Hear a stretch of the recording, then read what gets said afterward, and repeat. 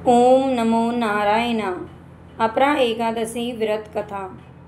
युधिष्ठिर ने पूछा, जनार्दन, ज्येष्ठ के कृष्ण पक्ष में किस नाम से एकादशी होती है? मैं उसका महात्म्य सुनना चाहता हूँ, कृपया बताने की कृपा करें।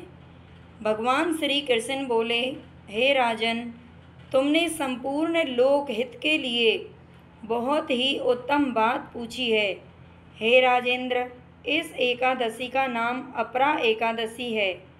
यह बहुत पुण्य प्रदान करने वाली और बड़े बड़े पातकों का नाश करने वाली है। ब्रह्म हत्या से दबा हुआ, गोत्र की हत्या करने वाला, गर्भस्थ बालक को मारने वाला, पर निंदक तथा पर स्त्री लंपट पुरुष भी अपरा एकादशी के सेवन से निश्चय ही पाप से रहित हो जाता है। जो झूठी गवाही देता, माप तोल में धोखा देता, बिना जाने ही नक्षत्रों की गणना करता और कूटनीति से आयुर्वेद का ज्ञाता बनकर वैद्य का काम करता है, ये सब नरक में निवास करने वाले प्राणी हैं। परंतु अपरा एकादशी के व्रत से ये भी पाप रहित हो जाते हैं। यदि क्षत्रिय छात्र धर्म का परित्याग करके युद्ध से भागता है तो वह क्षत्रियोचित धर्म से भ्रष्ट होने के कारण घोर नरक में जाता है। जो शिष्य विद्या प्राप्त करके स्वयं ही गुरु की निंदा करता है, वह भी महापातकों से युक्त होकर भयंकर नरक में गिरता है। किंतु अपरा एकादशी के सेवन से ऐसे मनुष्य भी सद्गति को प्राप्त हो जाते हैं।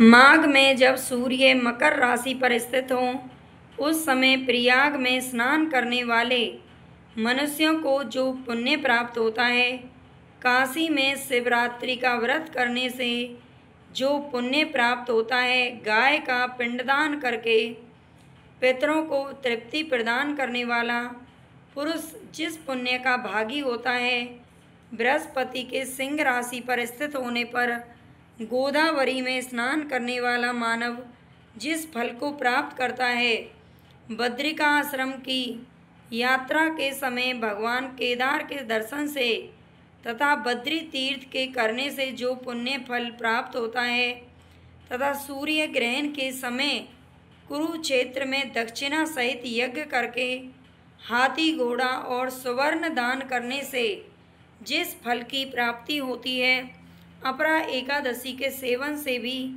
मनुष्य वैसे ही फल प्राप्त करता है। अपरा को उपवास करके भगवान वामन की पूजा करने से मनुष्य सब पापों से मुक्त होकर श्री विष्णु लके प्रतिष्ठित होता है। इसको पढ़ने और सुनने से हजारों गायों का दान करने का फल मिलता है। ओम नमो नारायण।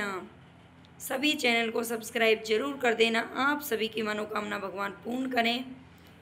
लाइक जरूर कर देना। भगवान की कथा है और शेयर कर देना अपने सभी दोस्तों के साथ में। धन्यवाद।